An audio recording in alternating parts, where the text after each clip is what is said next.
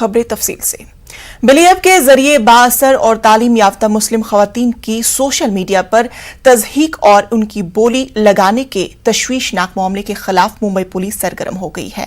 Mumbai police की cyber crime unit ने इस मामले में केस दर्ज करने के बाद बंगलुरु से एक 21 साला मुश्तबा मुलजिम विशाल कुमार को गिरफ्तार किया है। विशाल कुमार को पूछताछ के लिए गिरफ्तार किया गया है। इस मामले में उत्तराखंड से एक खातून को हिरासत में लिया गया है। माना जा रहा है ये खातून केस की कलीदी मुलजिम है। मुंबई पुलिस के मुताबिक दोनों मुलजमीन एक दूसरे को जानते हैं।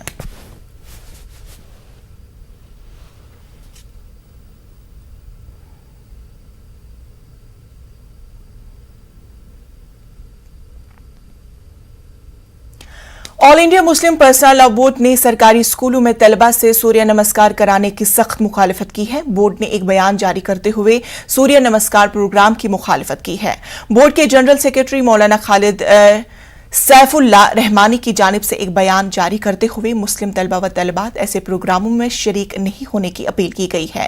ये प्रोग्राम 1 जनवरी से शुरू किया जा चुका है और 7 जनवरी तक जारी रहेगा। आंध्र प्रदेश हुकूमत की जानिब से इस प्रोग्राम में शिरकत से मुतालिक अहकामात जारी किए गए हैं। All India personal law board के जारी करदा बयान में कहा गया है कि इस्लाम में सूर्य नमस्कार की इजाजत नहीं है।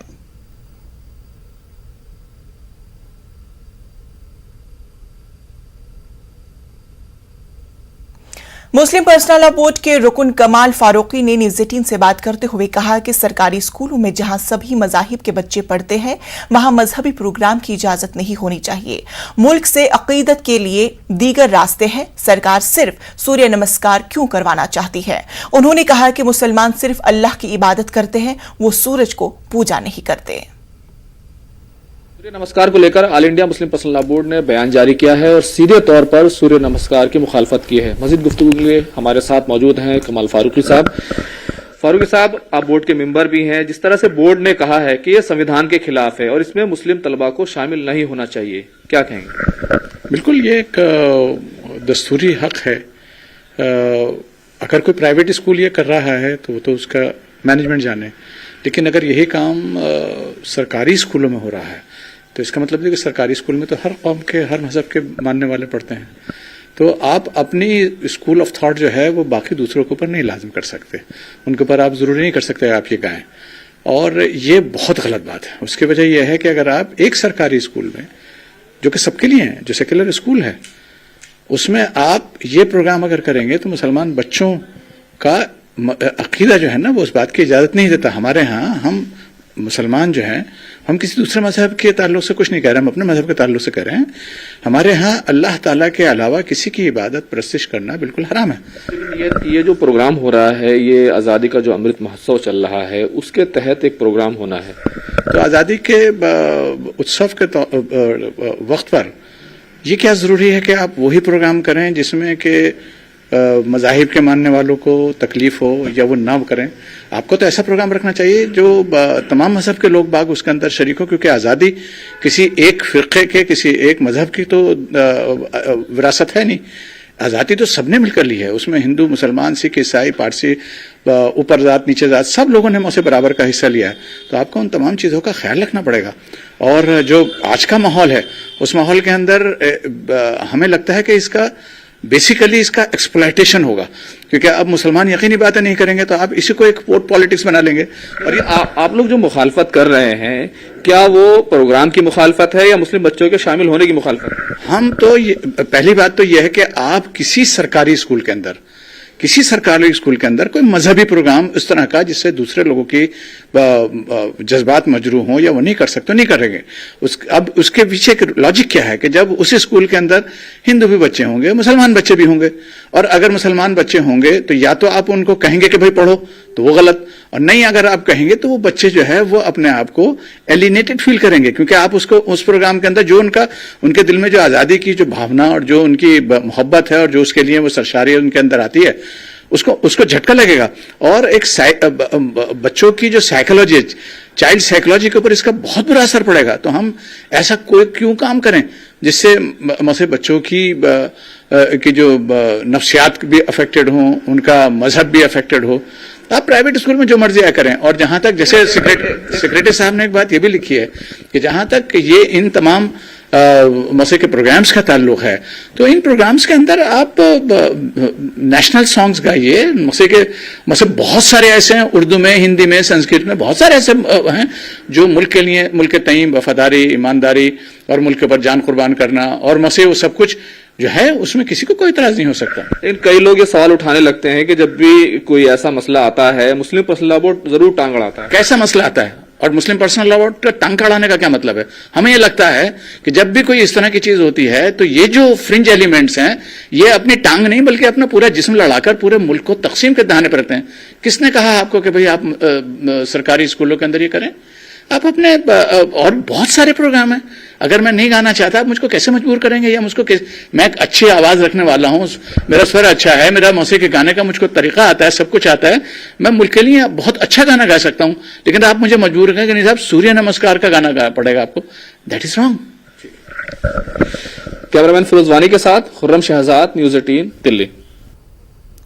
दूसरी जानिब आंध्र प्रदेश में सरकारी स्कूलों में सूर्य नमस्कार का मामले में मुख्तलिफ मिली व समाजी तंजीमों ने अपील के बाद एपी के नायब वजीर आला ने वजीर तालीम को हिदायत दी है।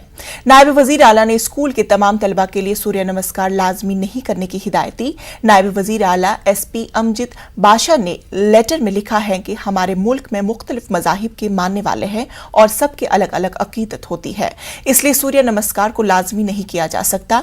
नायब वजीर आला SP अमजिद बाशा ने महकमे तालीम को नोटिफिकेशन में तरमीम करने की हिदायत दी है। मुल्क में कोरोना के मामले तेजी से बढ़ रहे हैं। गुज़श्ता रोज के मुकाबले आज भी कोरोना केसेस में गैर मामूली इजाफा हुआ है।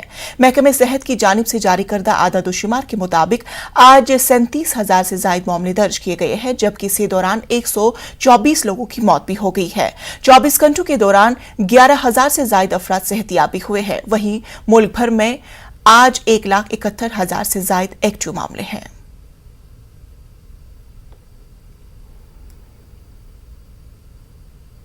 कोरोना के डेल्टा वेरिएंट के साथ साथ ओमिक्रॉन वेरिएंट भी तेजी से फैल रहा है। अब तक मुल्क भर में ओमिक्रॉन के मामलों की तादाद बढ़कर 1,892 तक पहुंच गई है।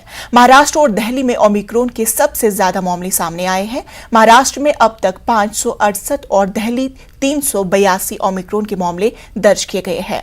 वजारत सेहत के आदादोशुमार के मुताबिक ओमिक्रॉन के मरीजों में 766 मरीज ठीक भी हो चुके हैं।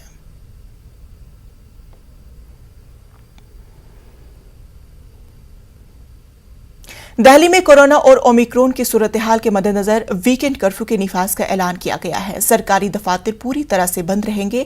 मुलाजमीन वर्क फ्रॉम होम करेंगे। निजी दफातर को 50% मुलाजमीन के साथ खोलने की इजाजत होगी। इसके अलावा दिल्ली की जरूरी खिदमत बहाल रहेगी। जरूरी खिदमत से जुड़े महकमों के मुलाजमीन को हाजिर होना होगा। बसों और मेट्रो में कोरोना गाइडलाइन पर अमल आवरी के बगैर दाखिल होने की इजाजत नहीं दी जाएगी। दिल्ली में सैटरडे और संडे को यानी वीकेंड्स पर अब कर्फ्यू रहेगा, तो लोगों से अपील है कि कर्फ्यू के दौरान बाहर ना निकलें।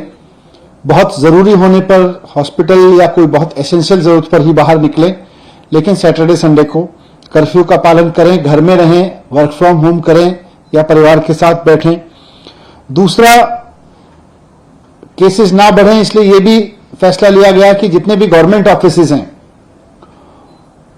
उनमें एसेंशियल सर्विस वाले ऑफिसेज को छोड़कर सबको अभी दफ्तर आने से मना किया जाएगा और केवल ऑनलाइन या वर्क फ्रॉम होम कराया जाएगा। तो government offices work from home mode पे रहेंगे या ऑनलाइन मोड पे रहेंगे।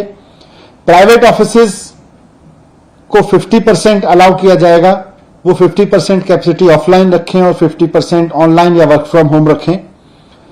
एक और समस्या अभी पिछले दिनों में आ रही थी कि जो हमारे बस स्टॉप्स हैं दिल्ली में, लोग क्योंकि किसी न किसी काम से बाहर निकल ही रहे हैं, तो जो बस अड्डे हैं, बस स्टॉप्स हैं, बस स्टैंड हैं छोटे छोटे, और जो मेट्रो के स्टेशंस हैं, वो सुपर स्प्रेडर बनने का खतरा आ रहा था, क्योंकि आधी संख्या कर दी गई थी मेट्रो में कैपेसिटी की और साथ साथ बसेस में भी कैपेसिटी की, वो आधी कर दी गई थी संख्या, और उसकी वजह से मेट्रो स्टेशन पर बहुत लंबी लंबी लाइनें लग रही थी।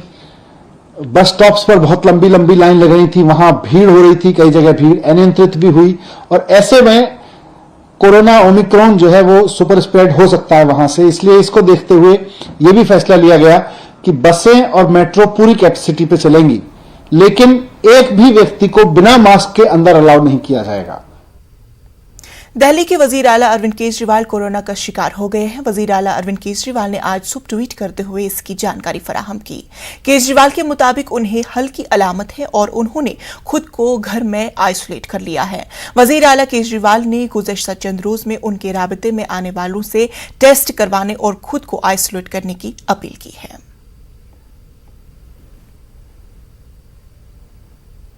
कोरोना के फैलाव के पेश नजर एम्स दिल्ली ने बड़ा फैसला लिया है। उन्होंने तिबी अमले की मौसमी सरमा की मजीद तातुलात को मनसूख करने का फैसला किया है।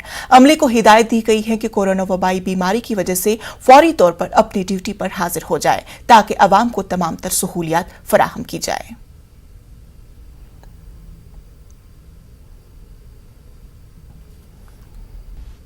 ब्रेक के बाद इस्तकबाल। मुंबई में गुज़श्ता 24 घंटों के दौरान कोरोना के 7,928 नए मामले आए हैं, जबकि वहीं महाराष्ट्र में गुज़श्ता 24 घंटों के दौरान 12,160 कोरोना के मरीजों की तस्दीक हुई है। गुज़श्ता 24 घंटों के दरमियान रियासत में 11 मरीजों की मौत भी वाक़ई हुई है, जबकि मुंबई में कोरोना से गुज़श्ता 24 घंटों के दरमियान सिर्फ 2 लोगों की मौत हुई है। मुंबई में अब तक कोरोना से 16,379 लोग हलाक हो चुके। वहीं महाराष्ट्र में कोरोना से 1,41,553 मरीजों की मौत हुई है।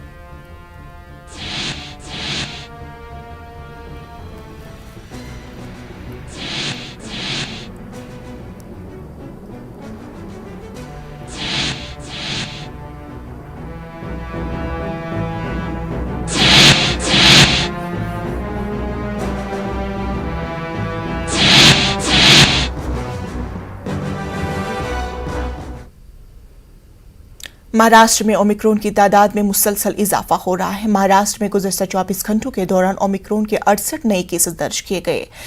जिन 68 मामलों की गुज़श्ता 24 घंटों में दर्ज किए गए हैं, उनमें मुंबई में ओमिक्रॉन के 40 मामले, पुणे में ओमिक्रॉन के 14 मामले, नागपुर में ओमिक्रॉन के 4 मामले, पुणे दही इलाके में ओमिक्रॉन के 3 मामले, पनवेल में ओमिक्रॉन के 3 मामले, कोल्हारपुर में ओमिक्रॉन का 1 मामला, नई मुंबई में ओमिक्रॉन का 1 मामला, वहीं रायगढ़ में ओमिक्रॉन का 1 मामला और सतारा में ओमिक्रॉन का 1 मामला दर्ज किया गया है। इन 68 नए मरीजों की तस्दीक के बाद महाराष्ट्र में ओमिक्रॉन के मरीजों की कुल तादाद अब बढ़कर 578 हो गई है। मुंबई एयरपोर्ट पर जांच के दौरान इन तमाम मरीजों की रिपोर्ट सामने आई है। इनमें से अब तक 259 मरीजों को उनकी RT-PCR टेस्ट मनफी आने के बाद घर जाने की इजाजत दी गई है।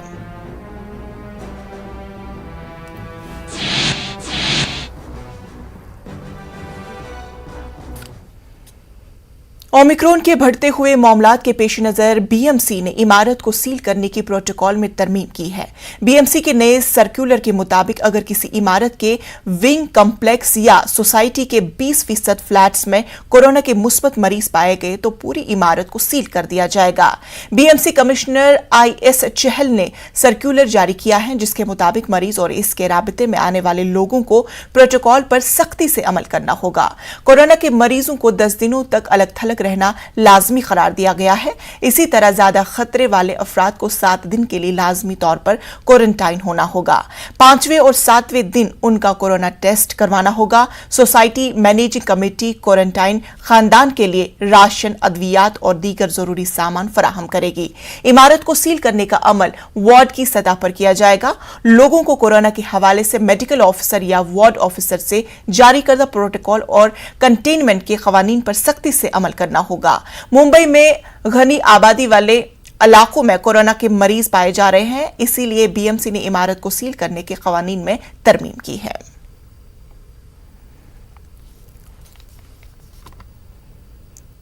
पटियाला के सरकारी मेडिकल एजुकेशन कॉलेज के करीब 100 से 100 से ज्यादा तलबा कोरोना से मुतासिर पाए गए हैं। वजीर सेहत ने हॉस्टल खाली करने की हिदायत दी है। वहीं पंजाब में आज से नाइट कर्फ्यू का आगाज हो जाएगा। सिनेमा हॉल 50% सहूलियात के साथ खुलेंगे। School, college, university, coaching centre बंद कर दिए गए हैं। 15 जनवरी तक नाइट कर्फ्यू का ऐलान किया गया है। रात 10 बजे से सुबह 5 बजे तक सख्त पाबंदियां आयद रहेगी।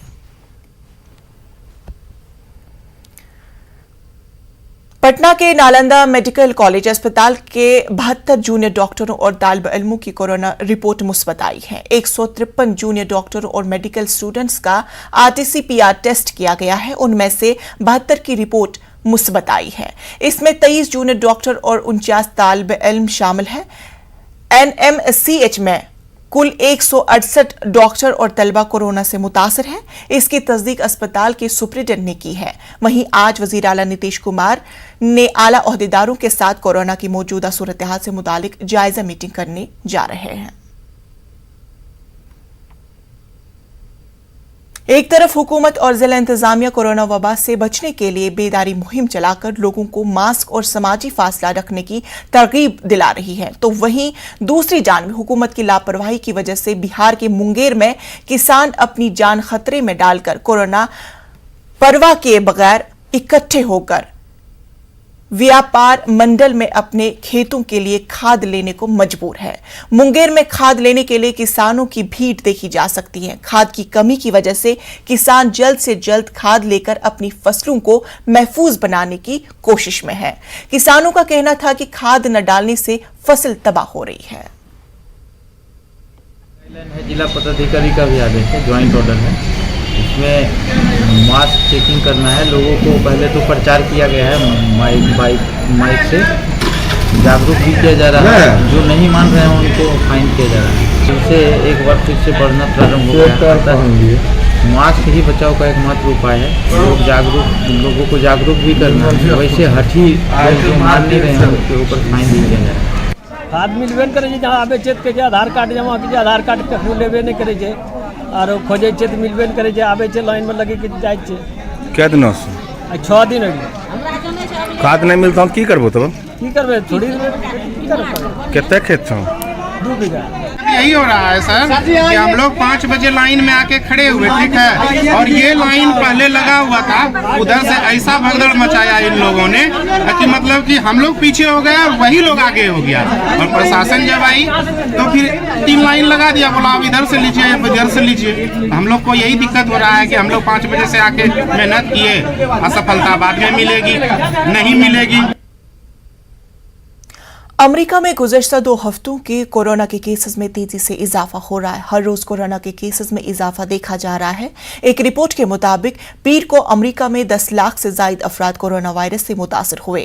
अब तक एक दिन का रिकॉर्ड तकरीबन 5,91,000 कोरोना केसेस का था। अमेरिका महकमे सेहत और इंसानी खिदमात के ताजा तरीन आदादोशुमार के मुताबिक इस वक्त 1 लाख से ज्यादा कोरोना के मरीज अस्पताल में ज़ेर इलाज है। पिछले 4 महीनों में अस्पताल में दाखिल होने वालों की ये सबसे बड़ी तादाद मानी जा रही है।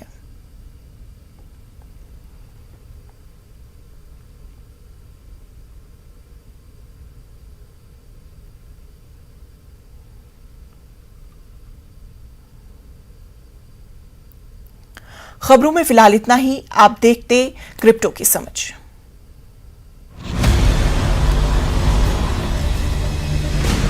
ज़ेड-पे and news 18 network present crypto की समझ। नमस्कार, क्रिप्टो के समझ के नए एपिसोड में आपका स्वागत है। आपके साथ मैं हूं शिप्रा झा। ब्लॉकचेन टेक्नोलॉजी और क्रिप्टो करेंसी के आसपास फिशिंग अटैक्स में तेजी देखी गई है। फिशिंग दरअसल प्रतिष्ठित संगठनों से होने वाला दावा करते हुए फ्रॉड मैसेजेस भेजने का तरीका है।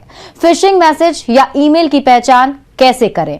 नंबर 1, तुरंत पूरी की जाने वाली रिक्वेस्ट। फिशिंग अटैक रिसीवर के मन में घबराहट पैदा करते हैं, जिससे व्यक्ति संदेश की प्रामाणिकता की जांच करने से पहले ही कार्रवाई करता है। नंबर 2, खराब व्याकरण और गलत लिखे गए शब्द। फिशिंग संदेश अक्सर गलत या फिर खराब व्याकरण और गलत लिखे जाने वाले शब्दों के लिए जाना जाता है। तीसरा, बेमेल ईमेल पते की जानकारी। सुनिश्चित करें कि फॉर्म फील्ड में दिखने वाला ईमेल एड्रेस वही हो जो मेल के पीछे सूचीबद्ध है। चौथा, जेनेरिक सिग्नेचर लाइन सामान्य होती है, ना कि कंपनी का सिग्नेचर। पांचवा, unexpected request concerning personal information, किसी भी कॉन्टैक्ट के भेजे गए लिंक पे क्लिक करने से पहले बेहद सावधान रहना चाहिए, खास तौर पर जब बातचीत उनकी ओर से शुरू नहीं हुई हो। असली परेशानी तब होती है जब यूजर लिंक पर क्लिक करता है या अटैक करने वाले के चाहने के मुताबिक एक्शन लेता है। How do I keep my crypto account secure? तो इसके लिए कुछ गाइडलाइंस हैं। पहला गाइडलाइन है सेटअप 2 फैक्टर ऑथेंटिकेशन, यानी 2 फैक्टर ऑथेंटिकेशन सेट करने से यह सुनिश्चित होगा कि कोई भी आपके खाते तक नहीं पहुंच सकता है। हमेशा अपने ब्राउजर के एड्रेस बार की जांच करना सुनिश्चित करें। दूसरा पॉइंट है संवेदनशील जानकारी किसी के भी साथ साझा ना करें। तीसरा पॉइंट, एक मजबूत पासवर्ड का इस्तेमाल करें। वैसे तो क्रिप्टो प्लेटफॉर्म्स पर क्रिप्टो करेंसी सबसे ज्यादा सुरक्षित है, पर एक आसानी से पता लगाए जाने वाले पासवर्ड से आप हैकर्स के जाल में फंस सकते हैं। चौथा पॉइंट है रेसिपिएंट के एड्रेस की दोबारा जांच करें। यह भी जरूरी है कि आप रेसिपिएंट के एड्रेस की दोबारा जांच करें। रकम भेजने के बाद इसे वापस नहीं लिया जा सकता है और इसकी वसूली भी नहीं की जा सकती है। स्कैमर से सावधान रहें। कई हैकर्स भरोसेमंद संस्थाओं के रूप में संवेदनशील जानकारी पाने के लिए धोखे से भरी तकनीकों का इस्तेमाल करने की कोशिश करेंगे। फिशिंग स्कैम्स में एक अटैक करने वाले खुद को एक भरोसेमंद यूनिट के तौर पर दिखाने की कोशिश करता है ताकि आप उन्हें संवेदनशील जानकारी दे सकें, जिसका इस्तेमाल वो आपके डिवाइस तक पहुंचने के लिए कर सकते हैं। इसलिए यूजर्स को इससे बचने के लिए बहुत सावधान रहना चाहिए और अच्छी प्रैक्टिस का ही इस्तेमाल करना चाहिए। अपनी क्रिप्टो करेंसी को सुरक्षित रखने के 12 आसान तरीके हैं। पहला है बेसिक ब्राउजिंग और कंप्यूटर हाइजीन बनाए रखें। दूसरा पॉइंट है अपने सभी डिवाइसेस को लॉक रखें। तीसरा पॉइंट है सभी सॉफ्टवेयर को नियमित रूप से अपडेट करें। चौथा पॉइंट है कि कोशिश करें और जहां भी संभव हो 2FA सुनिश्चित करें। पांचवा पॉइंट है सुनिश्चित करें कि आप अलग अलग खातों के लिए अलग अलग पासवर्ड का इस्तेमाल करते हैं। छठा पॉइंट है सुनिश्चित करें कि आप HTTPS साइटों पर ब्राउज करते हैं और जहां भी कोई संदेह हो तो सुरक्षा प्रमाण पत्रों की जांच करें। सातवां पॉइंट एड्रेस बार में लॉक आइकन देखें। आठवां पॉइंट है कि संदिग्ध फाइलों को डाउनलोड और एग्जीक्यूट ना करें। नौवां पॉइंट है केवल फाइल के नामों को ना पढ़ें, उनके एक्सटेंशन को भी समझने की कोशिश करें। 10वां पॉइंट है सुरक्षित ऐप स्टोर के बाहर से एप्स इंस्टॉल ना करें। 11वां पॉइंट है अप टू डेट रहें और विभिन्न साइबर हमलों के बारे में जानें। चौथा पॉइंट है क्रैक्ड सॉफ्टवेयर इस्तेमाल करने से बचें, वो सिस्टम इन्फेक्शन की पहली वजह हो सकते हैं। फिर ऐसी ही रोचक जानकारी लेकर आऊंगी आपके लिए, तब तक के लिए नमस्कार। ZPay and News 18 network present crypto की समझ।